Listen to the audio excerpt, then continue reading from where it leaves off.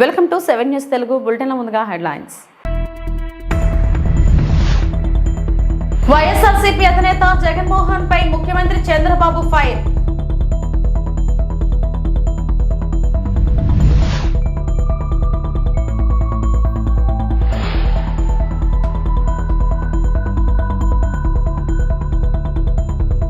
విశాఖలో tech vision సంస్థ ద్వారా రిక్రూట్మెంట్.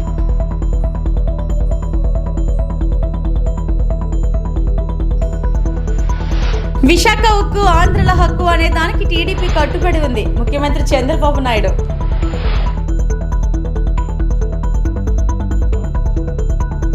మెడికల్ కాలేజీల విషయంలో నువ్వు ఇచ్చిన జీవోని నీ ముఖాన కొట్టి రాష్ట్రం మొత్తం ఊరేగిస్తా. నీ బాబాయ్ హత్యలాగా ప్రతిదీ మా మీద వేస్తామంటూ పిచ్చి పిచ్చిగా వేషాలు వేస్తే చూస్తూ ఊరుకోం. మెడికల్ కాలేజీల విషయంలో విమర్శలు చేస్తున్న జగన్ రెడ్డికి చంద్రబాబు స్ట్రాంగ్ కౌంటర్. మెడికల్ కాలేజీల విషయంలో కూడా మీరు వచ్చి 100 days కూడా కంప్లీట్ కాలేదు. అంటే లాస్ట్ గవర్నమెంట్లో తీసుకొచ్చిన మెడికల్ కాలేజీలు ఆగిపోతున్నాయి. తర్వాత మెడికల్ సీట్స్ అన్ని ఆయన ఇచ్చిన జీవో ఒకసారి చదువుకోమని. ఆయన ఒక జీవో ఇచ్చాడు. ఆయన ముఖాన్ని తగిలిస్తా రాష్ట్రాన్ని తిప్పేదానికి ఆ జీవో పెట్టి ముఖంలో తగిలిస్తే ఆ జీవోని కాకుండా ఏం అమలు చేసావో చెప్పాలంటే పని. నేను స్ట్రైట్ కోసం అంటే ఆయన బాడీకి గట్టేసి తిప్పుతాం ఆ జీవోని. ఏ జీవో ఇచ్చాడో మీరే చదువుకోండి ఒకసారి పేపర్లో. మీరు కూడా చదివితే మీకు కూడా ఒక ఐడియా వస్తుంది. అప్పుడు నేను చెప్తాను. ఇలాంటి నేరస్తులకి నేను చెప్పేది ఏంటంటే, బాబాయిని చంపి నారాసుర రక్త చరిత్ర పెట్టేసి తప్పించుకోవాలని ప్రయత్నం చేస్తే అన్నిటిని జరగవు. ఎన్ని తప్పుడు పనులన్నీ చేసి వేరే వాళ్ళ మీద దోసేయాలనుకుంటే జరగవు. ఆ రోజులు అయిపోయినాయి. చెవికి కట్టి చూపిస్తాను ఊరంతా తిప్పి పిచ్చి పిచ్చిగా అనుకుంటున్నా. ఏం చేసావో అన్నీ కూడా అంత ఈజీగా ఆలోచించద్దండి. నోటుకొచ్చేట్టు మాట్లాడడం. నిన్న ఏం చేశారో అది మర్చిపోయి ఈరోజు దాని మీద వాళ్ళు విమర్శించే పరిస్థితికి వచ్చారు.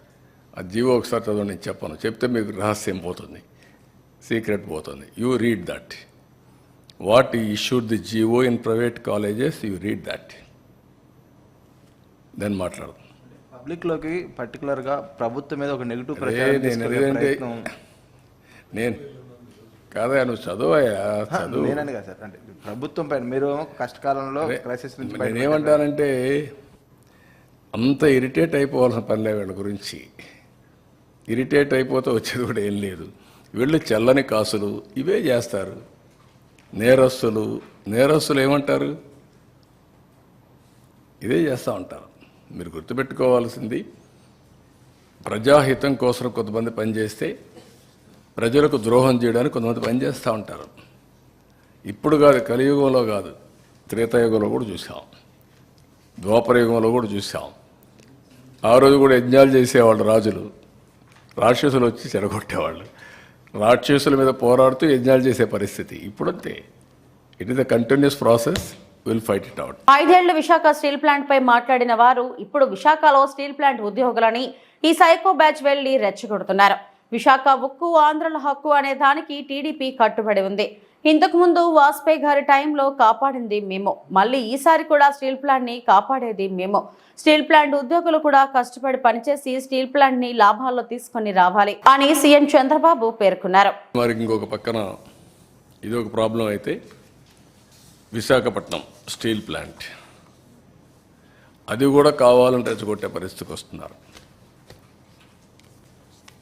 ఓకే, దాని గురించి నేను పెద్దగా మాట్లాడడం లేదు. రెచ్చగొడితే రెచ్చిపోయాడు కూడా ఎవరు లేరు ఇక్కడ. విశాఖపట్నం అనేది తెలుగుదేశం పార్టీకి, ఎన్డీఏ కూటమికి ఒక స్ట్రాంగ్ ఇది. ఆ ప్రాజెక్టు కూడా ఆ స్టేజ్కి రావడానికి వీళ్ళు కారణం. ఎప్పుడు కూడా ప్రాజెక్టు మీద శ్రద్ధ పెట్టిన దాఖలాలు లేవు. ఇంత మునుపు కూడా నేనే కాపాడాను ఆ ప్రాజెక్ట్ని. వాజ్పేయి గారి పీరియడ్లో రీస్ట్రక్చరింగ్ చేసి అప్పుడు కూడా అడిషనల్ ఫండ్స్ అన్నీ పంప్ చేశాం. అప్పుడు స్ట్రీమ్లైన్ చేశాం. ఇప్పుడు కూడా నేను ఆలోచిస్తున్నాను. మళ్ళీ మొన్నే మాకు ఒక మీటింగ్ జరిగింది. కుమారస్వామి గారు, ఫైనాన్స్ మినిస్టర్, నేను డిస్కస్ చేశాం. ఈరోజు మళ్ళీ ఒకసారి మాట్లాడాను. ఇప్పుడు ఒక కొత్త డబ్బులు కూడా రిలీజ్ చేసి దాన్ని ఆపరేట్ చేయడానికి ముందుకు పోతున్నారు. ఇది అయిన తర్వాత మళ్ళీ ఒకసారి కూర్చుంటాం. ఎంప్లాయీస్ కూడా ఒకటే చెప్తున్నా, అక్కడ ట్రేడ్ యూనియన్ లీడర్స్ కూడా ఒకటే చెప్తున్నా, మనం ప్రాపర్ మేనేజ్మెంట్ పెట్టుకోకుండా ప్రాజెక్ట్ని రివైవ్ చేయకుండా కష్టపడేదన ఉంటే technical problems, logistic problems, administrative problems ఉంటే అవన్నీ సార్ట్అవుట్ చేసుకొని బెస్ట్ మేనేజ్మెంట్ పెట్టుకొని శాశ్వతంగా దాని లాభాల బాట పట్టించాల్సిన బాధ్యత ఉంది. ప్రైవేట్ స్టీల్ ప్లాంట్స్ అన్నీ బాగుండి one of the best steel plant ఆ పరిస్థితి రావడానికి కారణం అక్కడుండే మేనేజ్మెంట్ ఆలోచించుకోవాలి, అక్కడుండే స్టాఫ్ ఆలోచించుకోవాలి, అందరం ఆలోచించుకోవాలి. నేను కూడా దాని మీద శ్రద్ధ పెడతా. విషయం కూడా అక్కడుండే పెద్దలు ఎవరైతే మాట్లాడుతున్నారో అలాంటి వాళ్ళందరూ గుర్తుపెట్టుకోవాలి. దాన్ని స్ట్రీమ్లైన్ చేస్తాం, టోటల్గా స్ట్రీమ్లైన్ చేసి ఎట్టి పరిస్థితుల్లో ప్రైవేటైజ్ చేయకుండా మనం కాపాడుకోవడానికి సర్వ విధాల ప్రయత్నం చేస్తాం.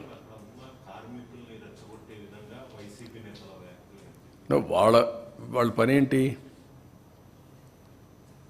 ఇదే పని కదా. ఎక్కడ చూసినా శవాల్ని మంటేసి చలిగాల్చుకుంటారు. అది వాళ్ళ నేచర్, అది ఆ పార్టీ నేచరే. అది 5 ఏళ్ళు ఎప్పుడన్నా మాట్లాడారా? ప్రైవేటైజ్ చేయడానికి పోతే కూడా ఒకసారైనా మాట్లాడారా? నేను ఆ రోజు పిలిచాను కదా, రావయ్య ఢిల్లీకి పోదాం, నీకు తోడుగా నేనుంటా, పోదామంటే స్పందించారా? అలాంటి వాళ్ళు మాట్లాడడం ఏంటి? బుద్ధి జ్ఞానం ఉండాలి కదా వీళ్ళకు. అంటే ఏమి చెప్పినా నమ్మేస్తారు ప్రజలు అనుకుంటున్నారు వీళ్ళు. ఆ రోజులు అయిపోయినాయి. వ్యక్తిత్వం, విశ్వసనీయత లేని వ్యక్తులు ఏం చెప్పినా నమ్మరు. మొన్నటి వరకు మీరు మభ్యపెట్టారు. మభ్యపెట్టిన దానివల్ల ప్రజల్లో ఏదో చెప్తున్నారు అనుకున్నారు. ఒక్కసారి అన్నారు, ఒకసారి చూశారు, ఏం జరిగింది కూడా అర్థం చేసుకున్నారు. మళ్ళీ ప్రజలు నమ్మే పరిస్థితులు లేరు. ఆ విషయం వీళ్ళు గుర్తుపెట్టుకోవాలి. విశాఖలో టెక్ విజన్ సంస్థ ద్వారా రిక్రూట్మెంట్ జరుగుతుందని రిక్రూట్మెంట్ ఎంటర్ప్రీనర్ సంస్థ వ్యవస్థాపకుడు జేమ్స్ ఖాన్ సిబిఈ వెల్లడించారు. ఆయన మంగళవారం హోటల్ నోవాటల్లో జరిగిన మీడియా సమావేశంలో మాట్లాడారు. భారతదేశంలో 50 మంది ఔత్సాహికులు కంపెనీలు తమ సంస్థలో పెట్టుబడులు పెట్టేందుకు ముందుకు వచ్చాయని గుర్తు చేశారు. సంస్థకు $1.6 మిలియన్ టర్నోవర్ ఉందన్నారు. కంపెనీల స్థాపనకు ముందు మార్కెట్, ప్రజలు, సంస్కృతి అధ్యయనం చేసిన తర్వాతనే బిజినెస్ ప్రారంభించాలని ఆయన సూచించారు. భారత్ ప్రపంచంలోనే అతివేగంగా అభివృద్ధి చెందుతున్న ఆర్థిక వ్యవస్థ అన్నారు. ఇక్కడ కంపెనీలు $5 బిలియన్ బిజినెస్ టర్నోవర్ ఏటా జరుగుతుంది. భారత్లో వ్యాపార అవకాశాలు విస్తృతంగా ఉన్నాయన్నారు. తమ సంస్థ America, Canada, Australia, Portugal, Saudi Arabia వంటి దేశాల్లో కార్యకలాపాలు సాగిస్తున్నాం అన్నారు. విశాఖలో సంస్థ పార్ట్నర్ టెక్ విజన్ సంస్థ అధినేత రాజీవ్ సెంట్ మాట్లాడుతూ విశాఖలో విస్తృత అవకాశాలు ఉన్నాయన్నారు. రిక్రూట్మెంట్ ఎంటర్ప్రైనర్ సంస్థతో టెక్ మిషన్ సంస్థ పార్ట్నర్గా వ్యవహరిస్తుందని గుర్తు చేశారు. కొత్త సంస్థలకు శిక్షణ, హెచ్ఆర్, లీగల్ అంశాల్లో మద్దతు ఇస్తామని అన్నారు. Why India? Because నేను one of the founder of tech vision software private limited. ఈ కంపెనీ మేము వైజాగ్లో ఉంది అండ్ దాదాపు 9 కంట్రీస్లో ఉన్నాయి. ఇప్పుడు వైజాగ్లో 700 మెంబర్స్ పనిచేస్తున్నారు ఈ కంపెనీకి. మాకు ఇలాంటి 6 కంపెనీస్ ఉన్నాయి. ఒక కంపెనీ మేము వైజాగ్లో పెట్టాం, ఎందుకంటే నేను ఇక్కడే పుట్టిన పెరిగాను.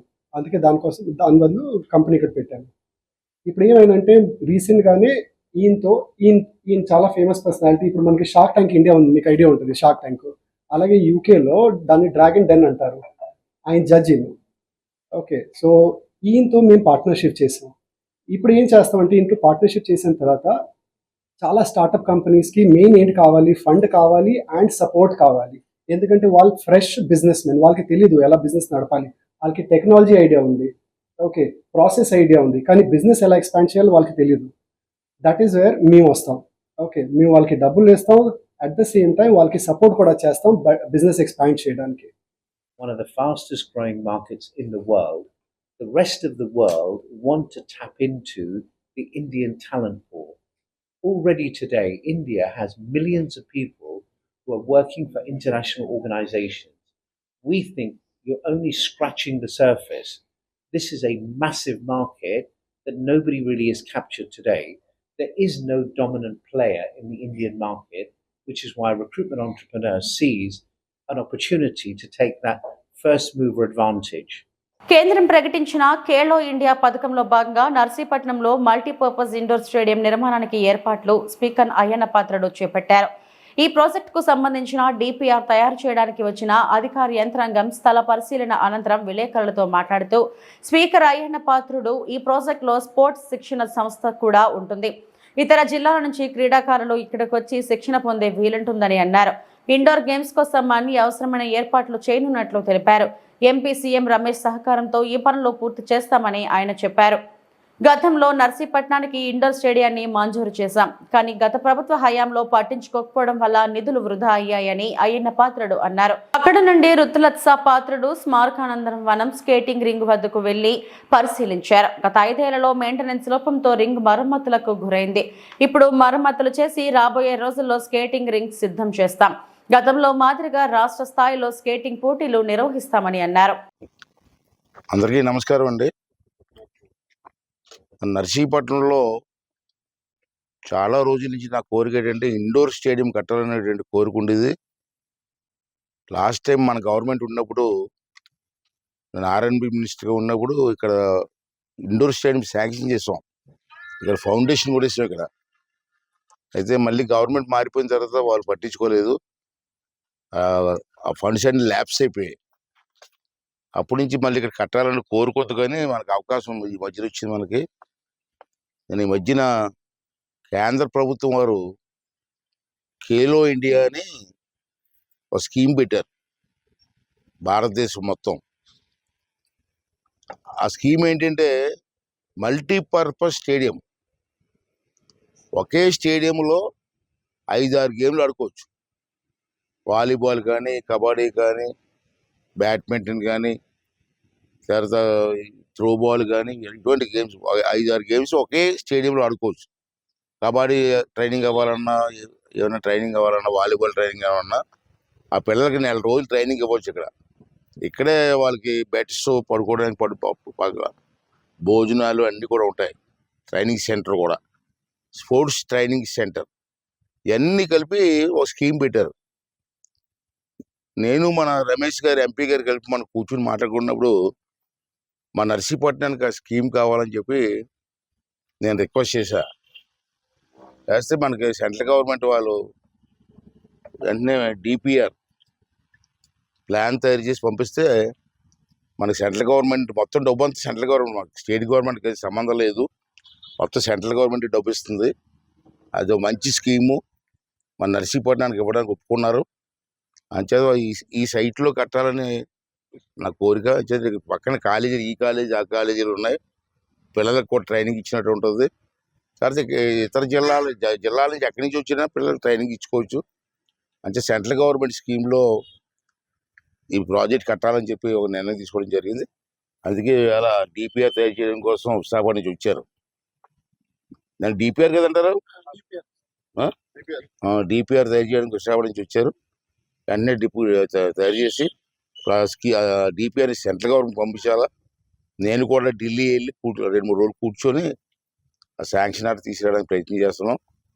అది సెంటర్గానే వస్తే మనకి స్పోర్ట్స్ డెవలప్ చేయడానికి ఒక చక్కటి అవకాశం ఉందని చెప్పి స్కీమ్ పెట్టింది. ఇప్పటి నుంచో నా కళ, 2 నెలలకి కళ కూడా నెరవేరుతుంది. కాబట్టి దానికి ప్రజలందరూ కూడా సహకరించి దీన్ని ఉపయోగించుకోవాల్సిన అవసరం ఉందని చెప్పి నేను మనం చేస్తాను. అలాగే మన ఎంపీ గారు కూడా చాలా చొరవ తీసుకున్నారు, రమేష్ గారు. వారికి కూడా నేను ధన్యవాదాలు తెలుపుకుంటూ, అలాగే గణబాబు గారు అని విశాఖపట్నం ఎమ్మెల్యే గారు, అతను కూడా స్పోర్ట్స్ మ్యాన్. ఈ ఇష్యూ నాకు అతనే చెప్పారు, ఇలా స్కీమ్ ఉంది వాడుకోండి అంటే అతనే పంపించారు డిపిఆర్ కోసం. అతను కూడా థ్యాంక్స్ చెప్తూ, మళ్ళీ స్కేటింగ్ రింగ్ కూడా అప్పుడు మనం పెట్టాం. అది కూడా 5 సంవత్సరాలు బట్టి ఎవరు కూడా పట్టించుకోలే, పాడైపోయింది సూపర్గా. ఇప్పుడు ఆడ దాన్ని తయారు చేస్తున్నాం. మళ్ళీ ఇప్పుడు తయారు చేసి లాస్ట్ టైం నేను స్టేట్ వైడ్ స్కేటింగ్ పోటీలు పెట్టా. మళ్ళీ రింగ్ తయారు చేసి 1 నెల రోజులు రింగ్ తయారు చేసి మళ్ళీ పూర్వంలాగా రాష్ట్ర వ్యాప్తంగా స్కేటింగ్ క్రీడాకారులు పిలిచి మళ్ళీ నర్సీపట్నంలో 3 రోజులు స్కేటింగ్ ఉత్సవాలు కూడా చేయాలని చెప్పి నిర్ణయం తీసుకోవడం జరిగింది. దానికి ప్రజలు కానీ, మీడియా కానీ సహకరించవలసిందిగా కోరుకుంటున్నాను. ఎన్టీఆర్ జిల్లా జగ్గైపేట మండలం ముఖ్యాల వ్యర్థాలు వదులుతున్న లారీని పట్టుకున్న గ్రామస్తులు. ముఖ్యాల కోటిలింగాల సమీపంలో చంద్రయ్య కాయి వద్ద కెమికల్ వ్యర్థాలను వదిలి పెడుతుండగా పట్టుకున్న గ్రామస్తులు. కెమికల్ ట్యాంకర్ సమీపం కెమికల్ కంపెనీ వారిదేనని ఆరోపిస్తున్న గ్రామస్తులు. ప్రజలతో చెలగాటమాడుతున్న కెమికల్ ఫ్యాక్టరీపై చర్యలు తీసుకోవాలని గ్రామస్తులు కోరుతున్నారు.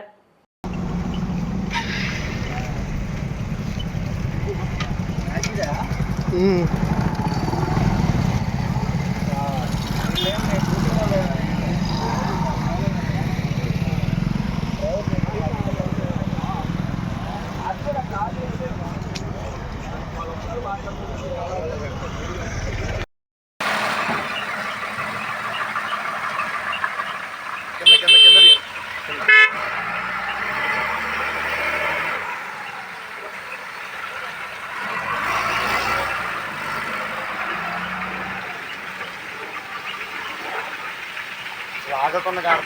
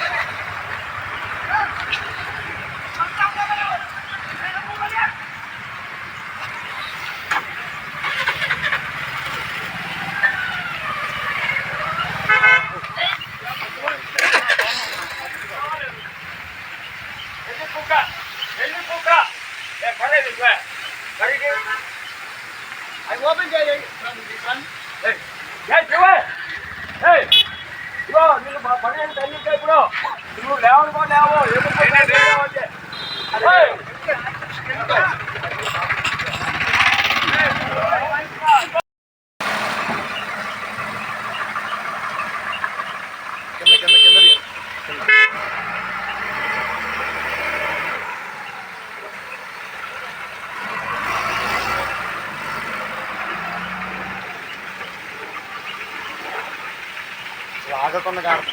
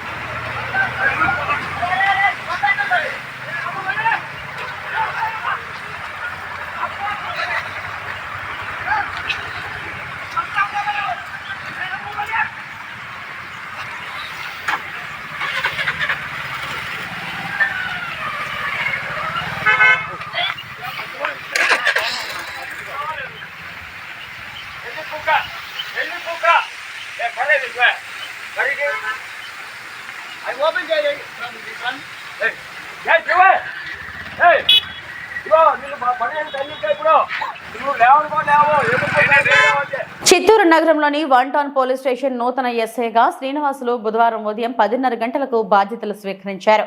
సిఐ జయరామయ్యను మర్యాదపూర్వకంగా కలిశారు. ఈ సందర్భంగా ఆయన మాట్లాడుతూ గతంలో పెద్ద పంజానీలో ఎస్ఐగా పనిచేస్తూ ప్రస్తుతం సిసిఎస్ లో బాధ్యతలు నిర్వహిస్తున్నానన్నారు. జిల్లా ఎస్పీ మనకంట చందోల్ ఆదేశాల మేరకు 1 టౌన్ ఎస్ఐగా అటాచ్మెంట్ కింద బాధ్యతలు స్వీకరించానన్నారు. సిఐ జయరామయ్య సూచనల మేరకు అధికారులందరి సమన్వయంతో శాంతి భద్రతల పరిరక్షణకు కృషి చేస్తానన్నారు.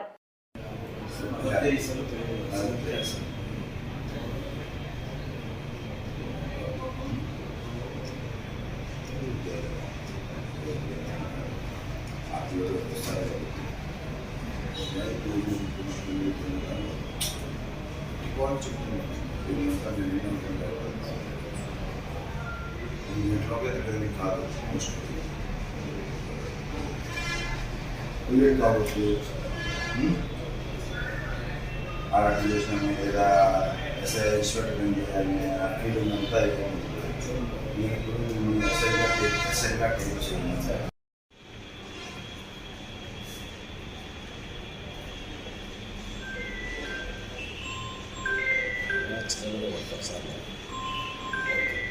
కుప్పంలో చికెన్ సెంటర్లో చనిపోయిన కోళ్లను విక్రయిస్తున్నారని సమాచారం రావడంతో చికెన్ సెంటర్లపై దాడి చేపట్టారు.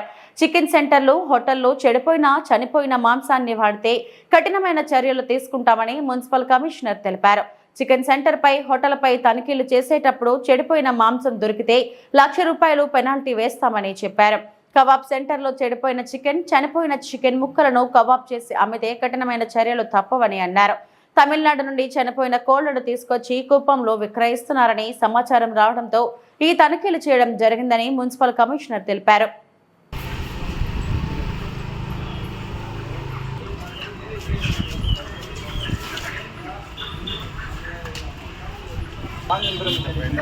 నా ముందే కొనలేదు, ఓకే నేను చెప్పేది నువ్వు కొనలేదు, మీ షాప్ ముందు ఆగి ఉంది, ముందు చనిపోయింది కోళ్ళు హాఫ్ కేజీ చెడినట్లే కదా సార్, అంతే కదా. వాళ్ళు రాని మాకు నీ షాప్ దగ్గరికి అట్లే కానీ ఇంకొకసారి మీరు బిల్ బుక్ లో చూసుకున్నా ఒక కోడి కూడా ఇంకొకసారి నువ్వు వ్యాపారానికి ఊళ్ళోకి వస్తే మంచి కోళ్ళు తీసుకొచ్చి ಕೂಲಿಂಗ್ ಬರಂಗ ವಿಡಿಯೋ ಹಿಡಿದ್ರೆ ನಮ್ಮ ಕಡೆ ಕೆಡದಿಂಗ ಆಕಾಶ ಎತ್ತನ್ನು ಪಂಚಾಯತ್ ಆಫೀಸ್లో వడ్డీ నిలిపెట్టింది మీరు బండి వేసుకుంటూ పంచాయత్ ఆఫీస్లో నిలిపెట్టుకున్నాం ఎత్తుకొని మీరు నిలిపెట్టుకున్నాం ఇప్పుడు మా పేరు తెలియనట్లుగా సార్ నువ్వు తీసుకుని నేను అవి కూడా చెక్ చేశాను చేసుకున్నారా అదే తీసుకోలేదు నువ్వు అట్లా అంటే రానికూడదు తీసుకో బండి మీరు ఎత్తుకొని పోయాడు నిలిపెట్టుకున్నా మాట్లాడుకోండి ఇంకోటి ఇంకా నీ బండి ఇక్కడ తిరగదు ఇక ఫైన్ పదండి బండి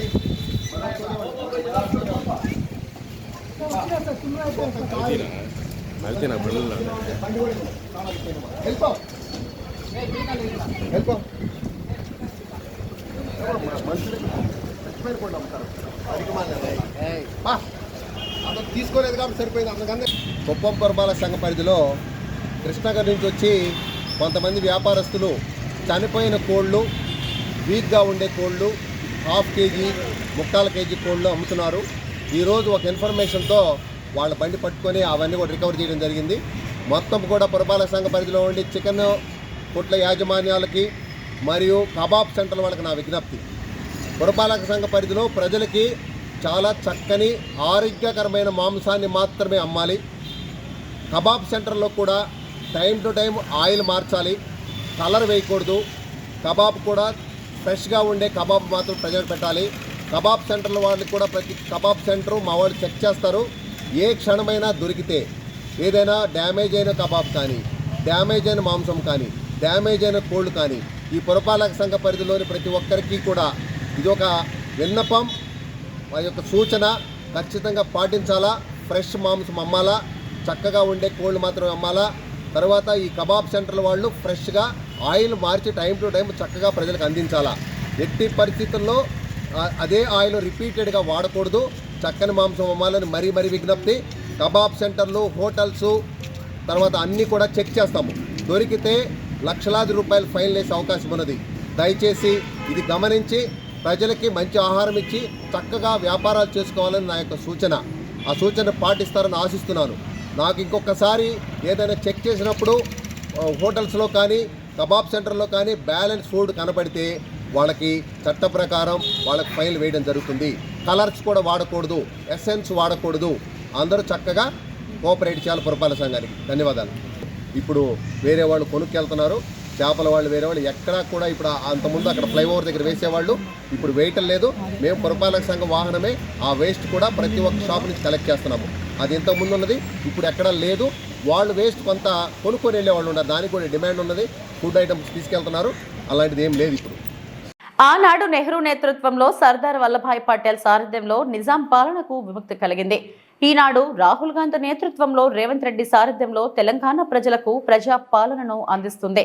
వరంగల్లో జరిగిన ప్రజాపాలన దినోత్సవం సందర్భంగా రాష్ట్ర రెవెన్యూ, గృహ నిర్మాణ, సమాచార శాఖల మంత్రి పొంగులేటి శ్రీనివాసరెడ్డి మాట్లాడారు. ప్రత్యేక తెలంగాణ రాష్ట్రం ఏర్పడిన వెంటనే ఆ పెద్ద మనిషి నయా నిజాం అయ్యాడు.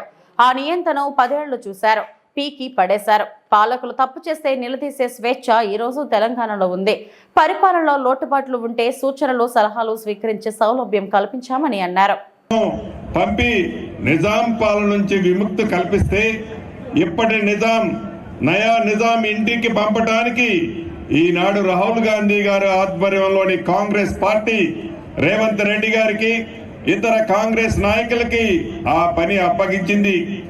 వీరంతా వీరోచితంగా పోరాడితే డిసెంబర్ 7, 2023న నయా నిజాం నుంచి తెలంగాణ ప్రజలకు విముక్తి కల్పించి ప్రజా పాలన అంటే ఏమిటో, ప్రజాస్వామ్యం అంటే ఏమిటో రుచి చూపిస్తున్నారు.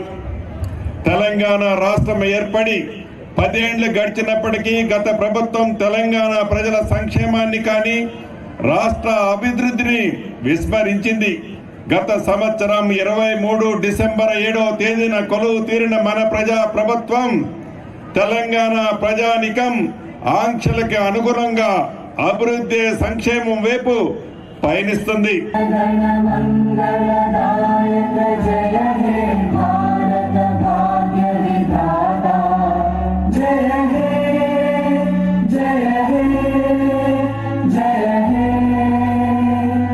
ప్లాస్టిక్ రహిత నగరంగా తిరుపతిని తీర్చిదిద్దేందుకు అందరూ సహకరించాలని నగరపాలక సంస్థ కమిషనర్ ఎన్ మౌర్య పిలుపునిచ్చారు. బుధవారం తెల్లవారుజాము నుండి నగరంలోని పలు ప్రాంతాల్లో కమిషనర్ నగరపాలక సంస్థ సిబ్బందితో కలిసి దుకాణాల్లో ఆకస్మిక తనిఖీలు నిర్వహించారు.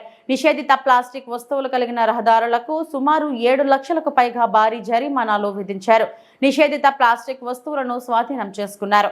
ఈ సందర్భంగా కమిషనర్ మాట్లాడుతూ నగరంలో నిషేధిత ప్లాస్టిక్ వినియోగం ఎక్కువగా ఫిర్యాదులు వస్తున్నాయని, స్వచ్ఛతా సేవా కార్యక్రమంలో భాగంగా ఈ తనిఖీలు నిర్వహించామని తెలిపారు. ఈ మేరకు నగరంలో దుకాణాల్లో ఆకస్మికంగా తనిఖీలు నిర్వహించామని అన్నారు. మేజర్గా ఉన్న 3 హోల్సేల్ దుకాణాల్లో ఎక్కువగా నిషేధిత ప్లాస్టిక్ వస్తువులు స్వాధీనం చేసుకుని భారీగా జరిమానాలు విధించడం జరిగిందన్నారు. హోల్సేల్ దుకాణాల నుండి తెచ్చి చిన్న దుకాణంలో విక్రయిస్తున్నారని అన్నారు. అందువల్ల హోల్సేల్ దుకాణాలపై దాడులు నిర్వహించి వారికి వద్ద నుండి అమ్మకాలు జరగకుండా చర్యలు చేపడుతున్నామని పేర్కొన్నారు.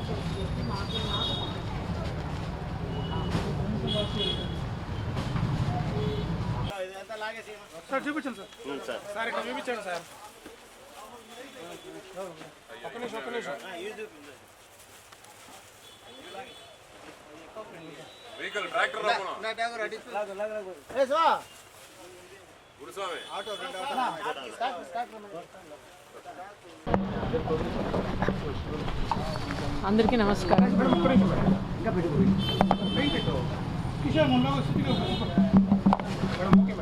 అందరికీ నమస్కారం. ఇప్పుడు స్వచ్ఛత ఈ సేవలో భాగంగా ఈ ప్లాస్టిక్ బ్యాన్ అనేది మనం అవగాహన కల్పించాలి. అందులో భాగంగానే ఈ రైడ్స్ కూడా చేయడం జరుగుతుంది. నాకు చెప్పినంత వరకు కొన్ని మంత్స్ బ్యాక్, ఇప్పుడు ఒక ఇయర్ బ్యాక్ రైడ్ చేశారు, ఇంకా తర్వాత చేయలేదు. ఇక్కడ విపరీతంగా ప్లాస్టిక్ యూజ్ అవుతుందని ప్రజల కంప్లైంట్ కూడా ఉంది. కాబట్టి సో ఒక డెసిషన్ తీసుకొని మేజర్ ఎవరైతే సప్లై చేస్తున్నారో వాళ్ళపైన రైడ్ చేయడం జరిగింది. ఈరోజు చాలా చోట్ల స్టాక్ కొన్ని కేజెస్లో నియర్లీ టన్స్లలో తీసుకోవడం జరిగింది. ఫైన్ కూడా అంతే భారీగా వేశాము.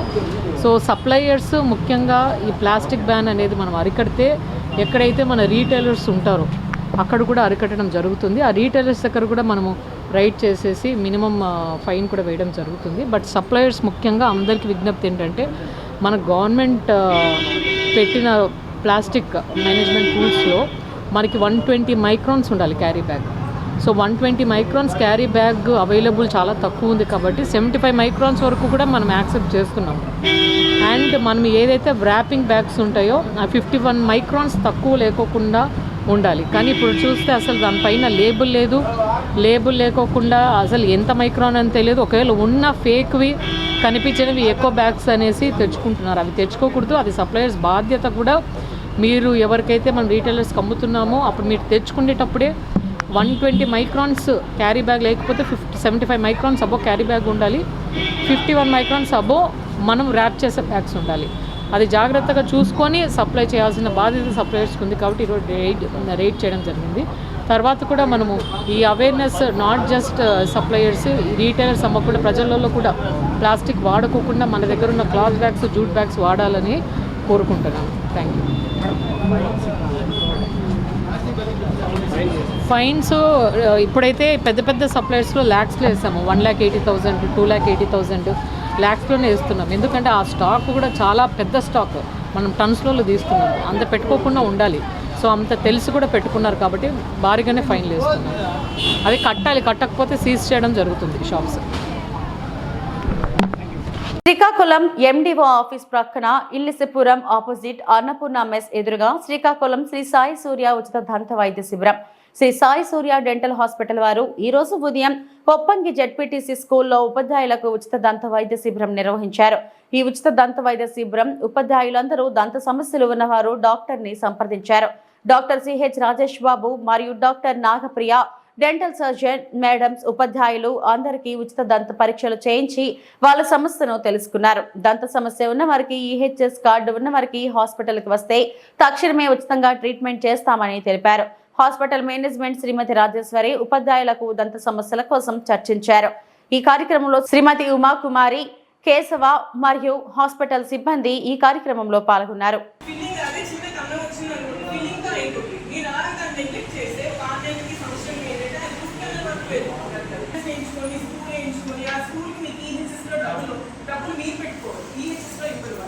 కాబట్టి అలాంటి సిచ్యువేషన్ వరకు ఎవరు కూడా తెచ్చుకోరు. ఇంట్లో వాళ్ళకి ఉంటాయి, పేరెంట్స్కి అందరికీ హెల్త్ కార్డ్స్ ఉంటాయి. ప్రతి ఒక్కరికి అవైలబిలిటీలో ఉంటుంది హెల్త్ కార్డు. వీలైనంత వరకు హెల్త్ కార్డులో ఫ్రీగా చెకప్స్, అంటే ఏమి రోగి కూడా పెట్టక్కలేదు. ఓన్లీ కార్డు తీసుకొని వస్తే మీకు మీ ఇష్టం, వచ్చాక మీరు చేయించుకుంటారా చేయించుకోరా అనేది మీ ఇష్టం. నేను మాత్రం చెకప్ రమ్మని మాత్రమే చెప్తున్నాను. ప్రతి ఒక్కరు చెకప్ చేయించుకోండి, మీ కార్డు యూజ్ చేసుకోండి. మీ ఇంట్లో వాళ్ళకి ఉంటాయి, అందరికీ ఉంటాయి సార్, ఈవెన్ నాకు కూడా ఉంటాయి. చెకప్ అనేది మస్ట్ అండ్ షుడ్గా చేయించుకోండి. అంటే మేము అది పెట్టుకోవడం కాదు సార్, అంటే కార్డు తీసుకొస్తే మేము చేయగలిగి తప్పకుండా చేయాలి. ట్రీట్మెంట్ చేసుకున్నా చేయకపోయినా కూడా హెల్త్ కార్డు మీరు తీసుకొని వస్తే మేము ఫ్రీగా చెకప్ అనేది మీకు చేయాలి. మళ్ళీ మీరు నచ్చలేదంటే వెంటనే మీ కార్డు తీసుకొని మీరు పెట్టి వెళ్ళిపోవచ్చు. మా దగ్గరనే కాదు, డెంటల్ మీద అవేర్నెస్ చాలా తక్కువ. డెంటల్ వల్లే చాలా ప్రాబ్లమ్స్ అనేది కూడా మన ఒంట్లో బాడీలో ఇంకొంచెం ప్రాబ్లమ్స్ అనేవి, హెల్త్ ప్రాబ్లమ్స్ అనేవి. ఇవి ఇప్పటి వరకు నా బులెటిన్ అప్డేట్స్. నమస్తే.